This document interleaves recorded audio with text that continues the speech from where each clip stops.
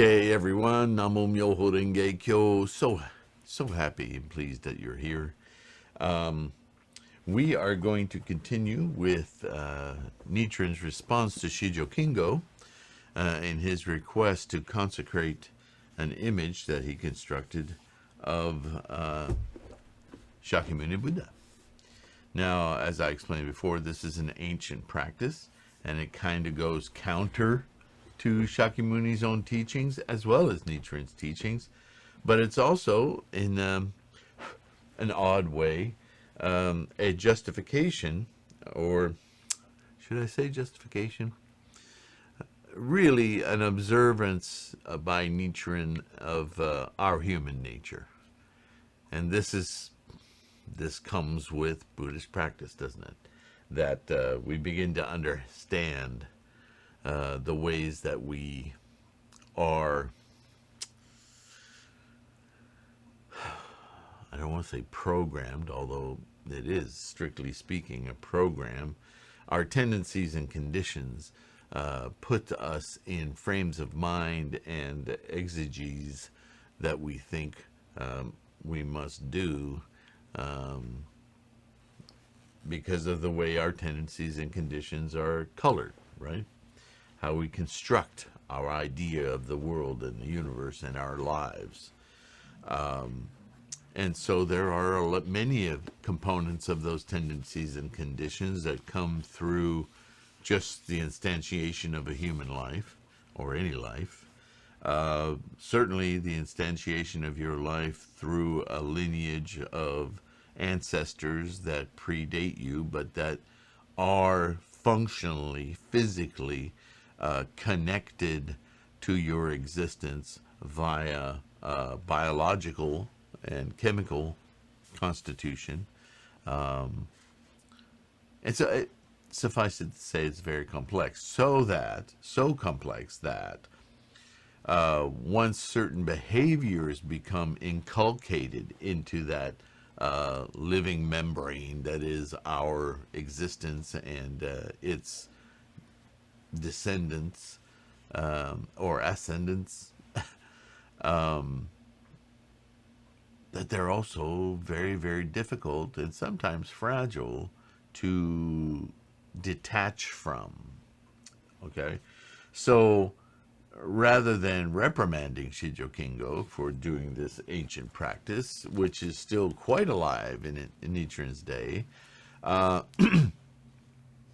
he wants to reinforce, first of all, things that go back to Shakyamuni's teachings, right? About the proper attitude, at least, to have about what it is you're doing in your samsaric life to conjoin with, or as a springboard, if you will, into your clear thinking Buddha mind, Buddha life, if you will, and the proper attitude, therefore, to understand how you, as a human being, are placing value on an object. You must understand, first of all, that's broken. That's a result of samsara. The fact that you have any value in this object must be immediately understood to not be the object in physical form in front of you, but that it is a mirror and a samsaric object for you to enliven that which already exists in you. Because that's where Gohonzon is. Because that's where Buddha is. That's where your Buddha mind is, your Buddha wisdom, your Buddha-ness exists already within you.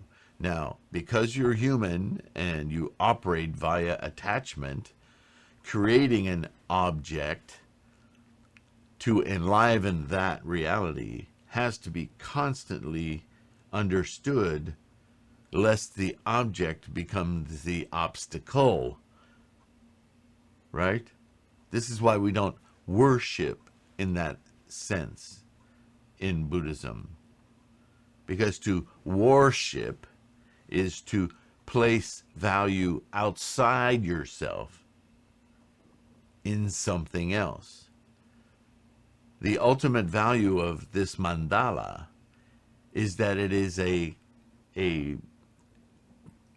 capturing, intellectual capturing through these characters and their stylization of Myoho Renge Kyo that you can utilize in your samsaric mind to subvert it immediately and instantly enliven, invoke, as I always say, your Buddha nature. But don't make this an obstacle. Don't make this piece of paper something you worship, because the minute you do that, you cut off your own Buddha nature. Don't do that. Which is another reason we also chant and recite in front of this mandala. Because the act of chanting, the sounding out of Myoho Renge Kyo, it vibrates our body, it channels our air, and as we know, as our body moves and the air transmits and absorbs energy, chi, we are doing with our physical nature, listening, looking, vibrating, remembering, repetition, rhythm. We're occupying every sense that we have, and that sense is consciousness, to invoke our Amala consciousness, our Buddha-ness, our Buddha wisdom, our personal Myoho Renge Kyo.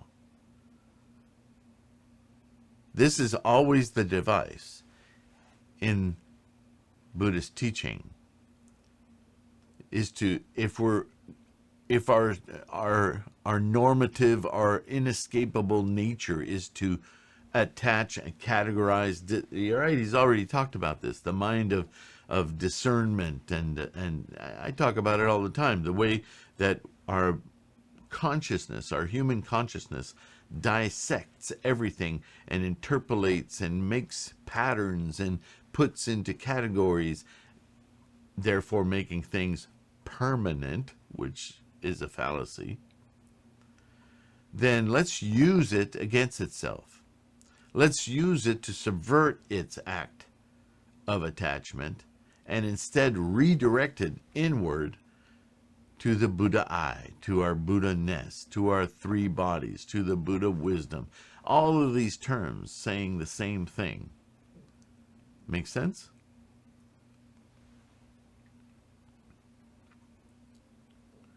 Now, Nichiren also uses this dialogue to delve into the nature of karma, and we've talked about that too, the way that our energetic stream, our amalgam of energies, as we instantiate into human form, comes through the mother and father karmic energetic forms.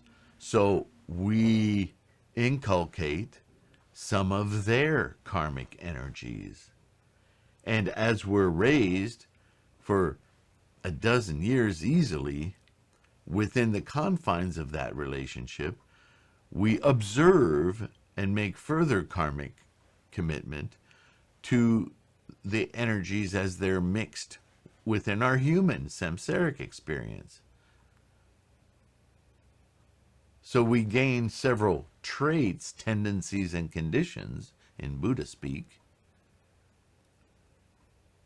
Many of the things that we experience very young in samsara with these parents,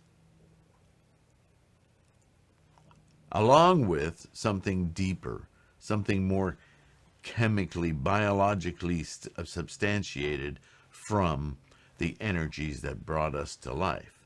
But make no mistake, you are your own ball of energy.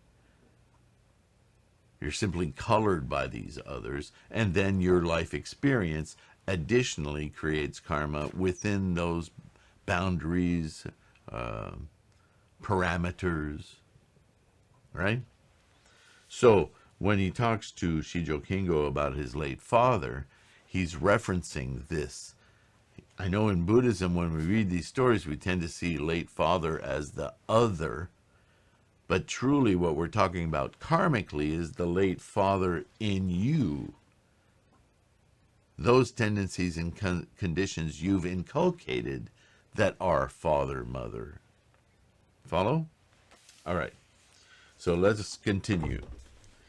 Quote, Nichiren continues.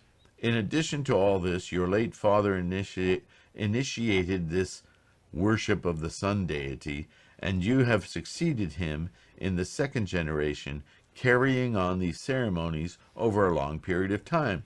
So how could the deity possibly abandon you? This tricky verbiage there. What is he really saying in light of what I just told you? In addition, your late father initiated the worship of the sun deity. Again, this is putting some other entity in charge of your life. This is not Buddhism, but it is a practice nonetheless that's very culturally present in his day. And you have succeeded him in the second generation, carrying on these ceremonies over a long period of time. So how could the deity possibly abandon you? How could that karma change? If you're going to continue to make causes daily to this worship, which we don't do, how then are you going to disconnect from it? How are you going to change your life, ultimately alter your karma to your enlightenment if you're still attached to these rituals? But he's being very gentle about bringing it up. In fact, maybe using it in a positive way, saying, you're still attached to your father. You're still committing to the same things.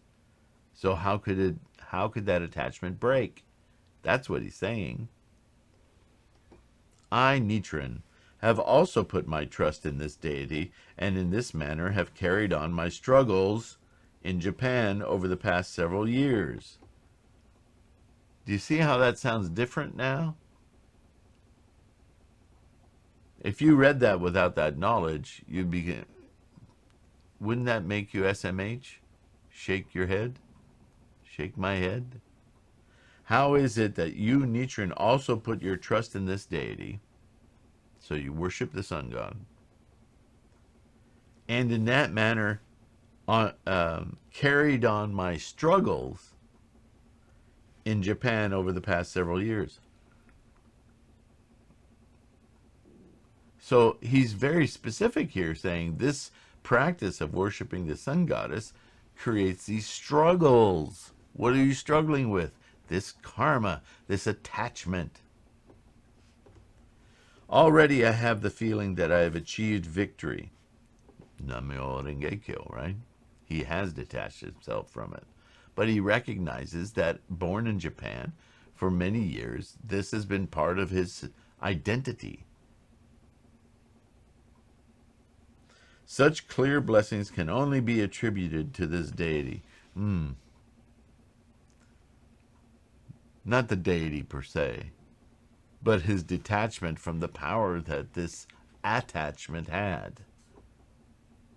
It's tricky. This is a translation, but you have to be able to met out the actual meaning of what he's saying here. And he's also being diplomatic with Shijo Kingo. There are many other admirable points in your daily records, but I cannot get into them all in this letter. As for the thing that I admire most, in your letters in the past, you have from time to time mentioned your concern about your parents. Here's that filial tradition, if you will, and an honorable commitment to the karma that you're formed with, your ancestry. It's a very important thing in Buddhism, because Buddhism recognizes that although you are a single solitary instantiation of this samsaric life, you nonetheless came through a lineage of karmic formations that were sympathetic with your own. Otherwise, you wouldn't have been instantiated there. So however you instantiated here, there is a record of sorts of karmic energetic amalgamation that is not altogether dissimilar from your own. There's always this combinatory respect. And when I read your present letter, I could not hold back my tears. So moved was I by pity at your sorrow over the thought that your parents might perhaps be in hell. Among the Buddha's disciples was one called the Venerable Madhyayanna. His father was named, let me say that again because it sounded like two separate things there. I apologize. My mouth is sticky. I need a beverage. Anyway, the Venerable Madhyayanna. His father was named Kisen Shishi, and his mother was named Shodainyo. In the context of what I'm talking about here, then Venerable Madhyayanna, I'm going to say it slowly, you could hyphenate his name. In the context of karmic, energetic, combinatory instantiation, what the heck do I mean by that? I mean that, okay, I'll make it simpler on myself. My mom's name is Michelin. My father's name was Hector. So I am Sylvain / Michelin / Hector. I am Sylvain. I'm the driver here. But I owe my existence to my Sylvainness having manifested through Michelin, Hector, and by extension, her parents, his parents, and so on. Because that is the channel of physical instantiation I came through. I'm a result of. So I am Sylvain. But I am also Sylvain, Michelin, Hector, so on and so forth. I don't know all their names, sorry. My dad was one of 22 children, so when it gets to family tree, I shut down. It's just too many people. All right, so I'll start over with that next sentence. His father was named Kisen Shishi. His mother was named Shodainyo. His mother, after passing away, fell into the realm of hungry spirits. While Madhyayanna was still an ordinary mortal, he was unaware of this fact and so had no reason to grieve over it. But after he became a disciple of the Buddha, he achieved the status of Arhat and, acquiring the heavenly eye, was able to perceive that his mother was in the realm of hungry spirits. When he became aware of this, he made offerings of food and drink to her, but these were only turned into flames and increased her torment. Thereupon he rushed back to the Buddha and reported what had happened. Think how he must have felt at that time. Now, that's an interesting story, but let's break it down. What does that mean? Did his mom actually fall into this mythical hell of incessant suffering? Particular hell was of hungry spirits, right? The world of hunger. Now, in what I just said is the biggest clue. Remember, I'm Sylvain, Michelin, Hector, and so forth. So I have some Michelin karma in me and some Hector karma in me. And now in this life, that is actually part of who Sylvain is. I can't shake it.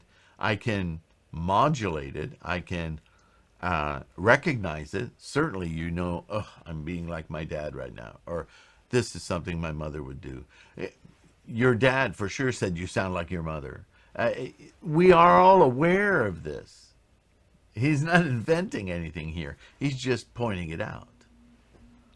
But so when he says that his mother, when she passed away, fell into this particular hell, what he's talking about isn't his actual physical mother that went, whoop, fell into hell when she died. No, she's gone. She no longer exists.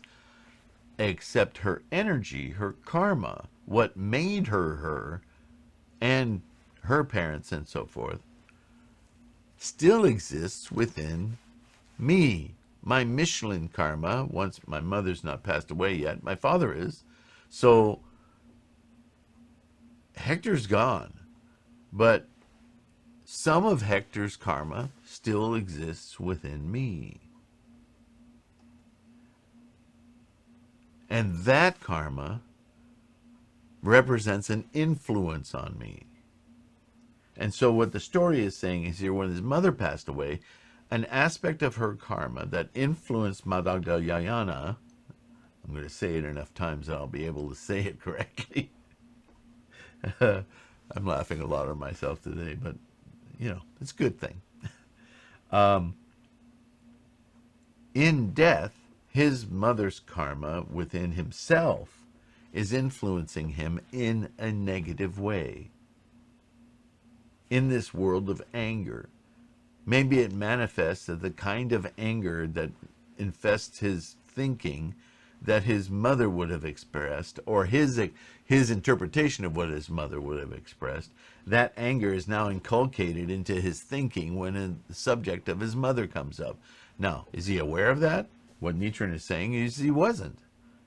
But it was affecting everything he was doing every day, until he became a disciple of Myoho Genkyo.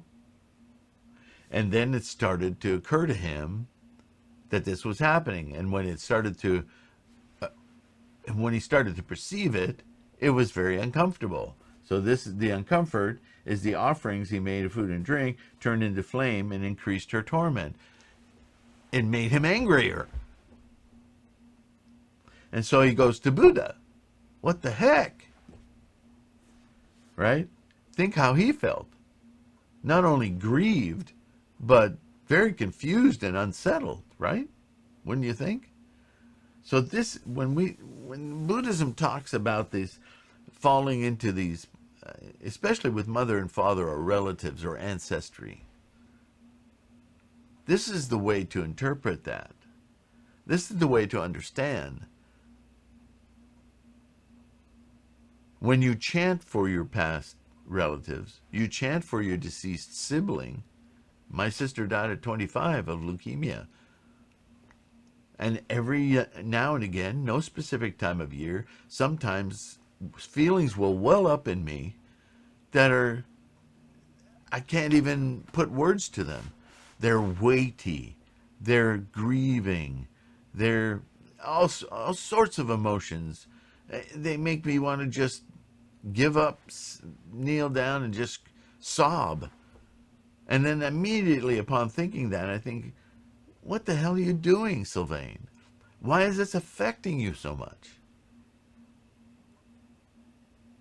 Because my sister and I share karmic flows, karmic existence. And part of what made her Diane is part of what makes me Sylvain. And that part of me has many samsaric regrets. Illogical, delusional regrets, but I experience them none the same. That's what we are. We're big, emotive, chewing up, voracious, karmic processors. And so every time that happens, I chant. I'll come to oh, sorry. I'm going to have to get something to drink. Hold on one second. If my throat gets glued together, it's not going to do either of us much good. All right, so he goes to Buddha, and so Nichiren makes a point of relating this story to Shijo Kingo, obviously. And he goes on, now you are an ordinary person, possessing no more than the physical eyes, and so you cannot see what realm your parents are in now, and grieve at the thought that perhaps they're in hell.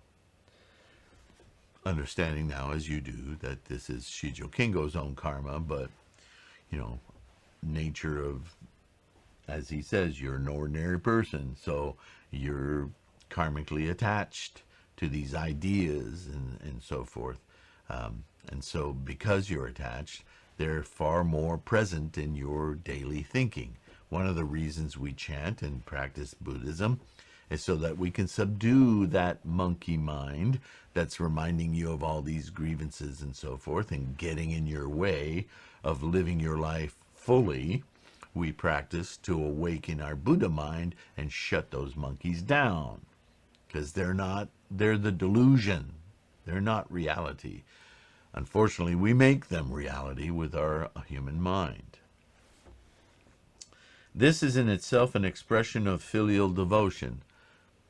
So, as Nichiren often does, he turns a current situation into a logical, doctrinal, scholarly manifestation of our struggle with attaining our awakening, our Buddha nature, how the practice works. This, I'm sure, will invariably turn into Lotus Sutra. He continues, Brahma, Shakra, the deities of the sun and moon, all those delusions, and the four heavenly kings are certain to look upon you with pity. So, really, look kindly upon yourself as you're struggling with this. Don't be angry with it. It's a factor of human life. It's all the more proof of what Buddhism says. Life is suffering, because this is how we do it. This is how we create it. This is how we hang on to it. The Flower Garland Sutra, now we're going to get into the scholarship, right? How to practice Buddhism. The Flower Garland Sutra says those who do not understand their obligations will in many cases be met with an untimely death, end quote. Yeah, I could see that. If all you do is obsess about your dead ancestry, siblings, whatever, then you're going to live a pretty miserable life. So Buddhism is a tool to acknowledge those things as important for what they are, because you're changing your attachment to them, and express fully your true nature. And by so doing, by the way, you're expressing their full Buddha nature as well. Because that energy component that's mixed with you doesn't leave you. It's influenced by you instead of it influencing you. You see, it's a flip the equal sign kind of thing. Think about it mathematically.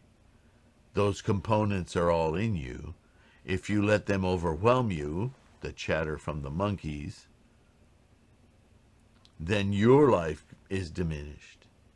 But if you instantiate your life fully so that you can influence those monkeys, you are taking them, you, that part of you, out of hell and turning it into a positive influence. This is how you influence your ancestry. And as you move forward and perhaps spawn children, they will come through that entire influence that's built into you, along with another. You can't do it on your own. And hopefully that other is also influenced by you. See, this just gets very multi-layered and complex. But all of it is about you, because you're in the driver's seat here. As Nichiren and Shakyamuni both said, become the master of your mind. Don't let your mind master you. It's the whole game right there. And Meditation on the Buddha's Ocean-like Characteristics Sutra says, quote, this failure to repay a debt of gratitude is the cause that leads to the rebirth in the Avicii hell, end quote. Isn't that what I just said? That if you just nurture those painful experiences, they influence you, and you become the painful instantiation. And that's the Avicii hell.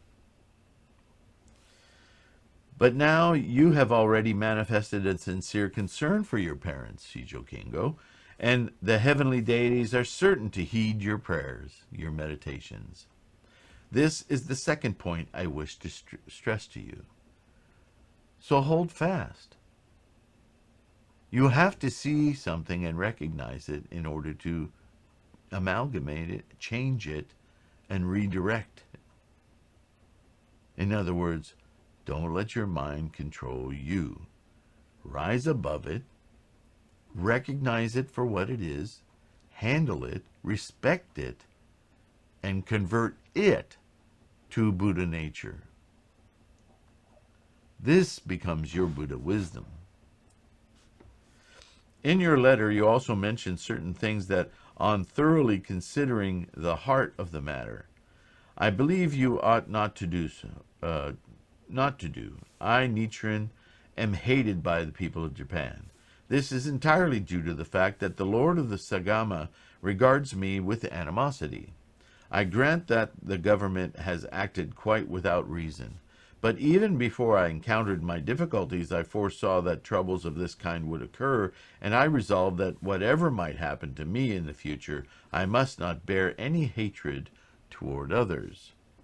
This determination has perhaps acted as a meditation, for I have been able to come safely through any number of trials, and now I am faced with no such difficulties. I've handled it. I've faced it, I handled it with the right attitude. Attitude and intent. Is that not an integral part of our practice? And to maintain the attitude and intent requires daimoku, a constant reminder to our samsaric brain that our attachments are not reality. They are simply what they are, attachments. Whose aid was it that allowed me to escape death from hunger when I was exiled to the province of Sado, or that makes it possible for me to recite the Lotus Sutra here in the mountains as I have up till now? It is your aid alone. And if we inquire who has made it possible for you to offer this aid, we would have to say that it is your Lord, the lay monk Emma. Though he himself is not aware of this fact, it has undoubtedly acted as a meditation on my behalf. And if that is so, then your Lord's meditation has also become a meditation on your behalf as well. See, these are things we can observe as Buddhists with our awakened mind that aren't obvious to us samsarically as human minds, right? It's more profound. Moreover, it is thanks to your Lord that you have been able to fulfill your obligations to your parents. Regardless of what might happen, it would not be right to leave the service of someone to whom you are so indebted. If he repeatedly rejects you, then there is no help for it. But you yourself must not abandon him, no matter how your life may be endangered. Pretty courageous words. The passage from the sutra that I quoted above says that those who do not understand their obligations may meet with an untimely death. Conversely, those who discharge their filial duties will not meet with such a death. Excuse me. But we will persevere. Okay. The bird known as the cormorant is capable of eating iron, but though its insides can digest iron, they do no harm to the unborn chicks in the body of the mother. There are fish that eat pebbles, but this does not kill the unspawned young in the fish's body. The tree called sandalwood cannot be burned by fire, and the fire in the heavens of purity cannot be quenched by water. The body of Shakyamuni Buddha could not be burned. Though 32 strong men applied torches to it, and when fire emanated from the Buddha's body, the dragon deities of the threefold world all poured down rain in an effort to put it out, but it would not be extinguished. Now you have aided Nichiren in his acts of merit, therefore it will be very difficult for evil persons to do you harm. And if by chance something should happen to you, then you may be certain that it is a retribution in this present life for the hatred that you manifested in some previous existence toward a votary of the Lotus Sutra. Ooh, that's a tough one, right? Basically, again, we're getting into that previous and afterlife. That's not what we're talking about here. What he's saying is that because you've made such great causes, your filial responsibilities, your great protections of me, Nichiren, my life, my ability to be a votary of the Lotus Sutra, is in no small measure a result of your acts of support. That obviously raises your life condition and makes negative things much less likely to give rise around you in your mind as well as from your environment, because your mind and environment are the same. So, conversely, if you find yourself, and remember he's telling him to stay with Lord Emma because he fears lots of the samurai around him don't like him very much because he follows Nichiren. And Nichiren's saying, stay the course. And should they succeed in somehow causing you great harm, that could only be because in the past you've harbored ill thoughts toward a votary, not necessarily me, but a previous votary that I don't even know about of the Lotus Sutra you treated harshly. That's the only reason that you would now receive some kind of negativity of that sort. So that's an odd kind of admonishment, but he's really pointing out, Nichiren is here, that in order to stave off these kinds of negative possibilities from these others, you need to stay the course. If they sense that you're running away, then they will be emboldened, is the hidden text here. Don't give them that.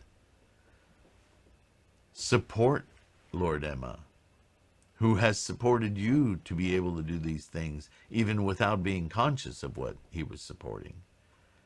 But he was, in fact, providing a means for you to support me. So whether he understands it or not, he's responsible for helping the votary of the Lotus Sutra. How amazing is that? And he doesn't even know it. So stay the course. That is what is protecting you now. This is what he's saying. Retribution of that kind can never be avoided. When we make mistakes, we bear responsibility for the results. We can minimize those results by correcting our life path, right? No matter how deep one may be within the mountains or how far away at sea, that is why Bodhisattva Never Disparaging was attacked with sticks and staves, and why the Venerable Madhyagyana was killed by a group of Brahmins on the of the bamboo staff school. Therefore, what cause have you to grieve?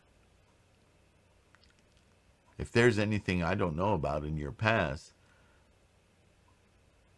that is supplying the monkeys that are supplying your fear now, what is it? What is it that you're afraid of? Because you shouldn't be. You need to be stalwart. You see what this is about? To avoid unforeseen troubles, it is best to endure patiently. After you read this letter, during the 100 days that follow, you must not heedlessly go out drinking at night with your associates or others at places besides your own home. If your Lord should summon you during the daytime, then go to him with all haste. But if the summons should come at night, then plead some sudden illness for the first 3 times he calls you. If he persists in calling you more than 3 times, then inform your retainers or someone else, and have them watch out for trouble at the crossroads before you set out to answer the summons. So there is the possibility that somebody could induce him to call or impersonate him, because how would he call? They didn't have phones. They would send a messenger, right? And the messenger said, Lord Emma wants you in the middle of the night. It may be a plot to get you out of your home unprotected. And so, in other words, hey, samurai, be smart. You know that you're in a tenuous situation right now. Keep your resolve, chant Namum Myoho Renge Kyo, and be aware. Just don't put yourself in a situation where you're vulnerable. Be aware that it can happen and come from anywhere. That's how you go through this. If you conduct yourself with such circumspection, and the Mongols attack our country in the meantime, then people's feelings toward you will change from what they were before, and they will no longer think of attacking you as they would an enemy. They'll have something much more real to occupy their petty minds looking for a fight. The Mongols will come in and readjust their thinking. And then, oh, Shijo Kingo, he's cool. With regard to what you have written me, even if you should be at fault, you should not think lightly of leaving your Lord's service, even less so if you're guilty of no error. In that case, you must pay no heed, regardless of what the others may say. So this is a high-pressure job, right? And Nichiren's telling him to buck up. This is what you do in life. So do it with honor, practice correctly, and have some resolve in that your practice will protect you. Be on the right side of this. As for your desire to become a lay monk, you may do so in the future. Even then, if circumstances should arise that do not suit you in body or mind, evil, unlife-affirming negative influences will again seek to work upon you. These days there are women who become nuns in order to deceive others, and men who become lay monks and commit great evil. You must never become involved in such matters. So, even though the influences may seem to come from a good place, why don't you quit being a samurai and come over here and practice true word Buddhism with us? May sound appealing because your situation is not ideal, but in fact you would be getting into a worse situation, and then all the floods of things that might have hurt you before, now being unprotected and practicing incorrectly, would surely manifest. So don't fall for that. Even though you suffer from no illness, you should receive moxibustion treatment on 1 or 2 places on your body, so that later you can plead illness should it become necessary. And if some kind of disturbance should occur for the time being, send someone else to observe what is going on. So a lot of cautions for him, and I'm going to pause here as this is getting a little long. So Nichiren's doing his best, first of all, to explain to him what the truth of the matter is when dealing with the consecration of images and what's really happening there. It's a long cultural habit, but if you understand it through the lens of Myoho Renge Kyo, you'll be fine. He can't support Shijo Kingo's desire to kind of run away from his bad situation right now by becoming a monk, because that won't help him. He can't become a monk as a samurai because his business is assassination. That's not very monk-like. So basically, on the subject of consecration of the Shakyamuni Buddha's image, He's redirecting him to Lotus Sutra, Myoho Renge, on the subject of his parents passing away. He's explaining to him that the way he behaves and his respect for those lives, providing him with his own, is his correct perception, and so that in those acts he shouldn't grieve modeling like, but grieve with respect and empowered by Myoho Renge Kyo.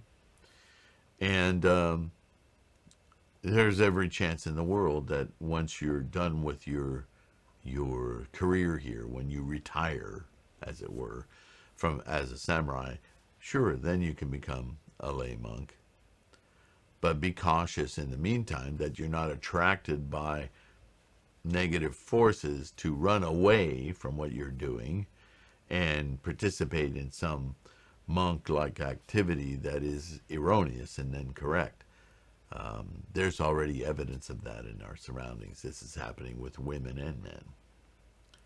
So, stay the course, stay the course, stay the course, right? It's like we're always told by seniors in practice, just chant, do it. I'm not trying to be another one of those voices. What I am saying to you is there's a long history of that.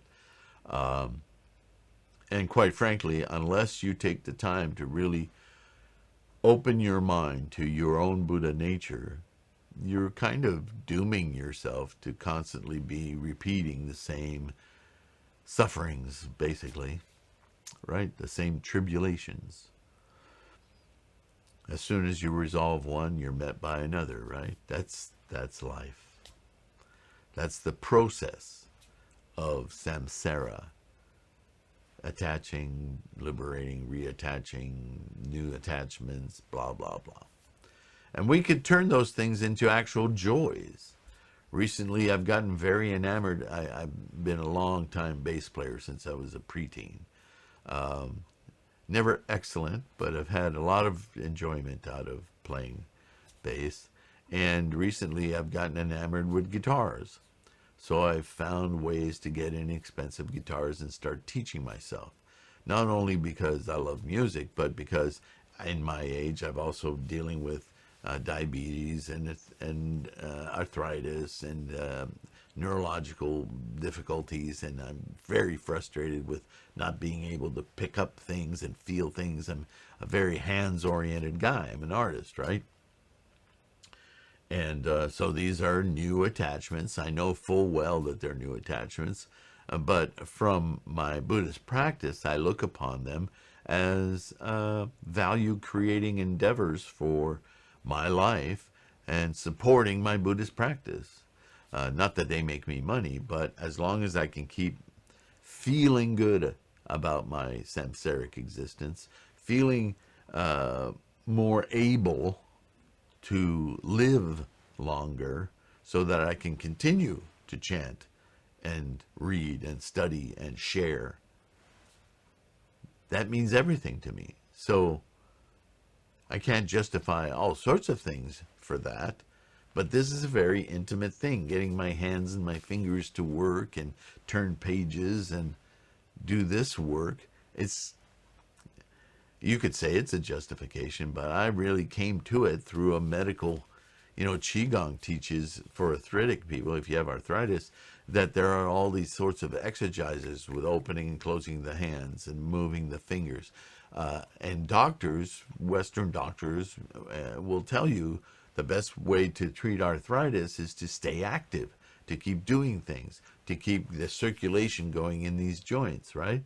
So I hear all of that as well, not just as a fanatic Buddhist, but also as a pragmatic human. And so I found a way to exercise myself that I enjoy. So if I can do it within the means that I have, then why not? It's pleasurable, it's therapeutic, and it keeps me able to do this. Namo Myoho Renge Kyo. This is really the only purpose I can see in my life. I have nothing else, although I have many, many different talents throughout my life. I've been very fortunate to touch many disciplines in life. The only one that I think has real value, and it may be a factor that I'm in my 60s, is studying and sharing these thoughts on Buddhism with you. Otherwise, everything else is just diversion, and that doesn't feel good. So I think I'm talking about this because I kind of get this sense from this Go show. Now, obviously, Shijo Kingo is in more dire straits than I am, but fundamentally, I think we can apply that lesson to our own lives. We have to sort out our priorities. And it's hard to sort out your priorities if your preoccupation is with all your enemies, negativity, things you have to, right? The monkeys. I hope all of this helps you. I really hope it helps to strengthen your practice. And again, I appreciate deeply your participation. Thank you so much. And I can't wait. I think in the next one, we may be able to put this one behind us. Not to forget it, of course, but to fully inculcate it into our lives. How many times in this video did I say inculcate? Let me know in the comments. I'm going to get you in those comments one way or another. Be well. I'll see you in the next one. Bye-bye. Namo Myoho Renge Kyo.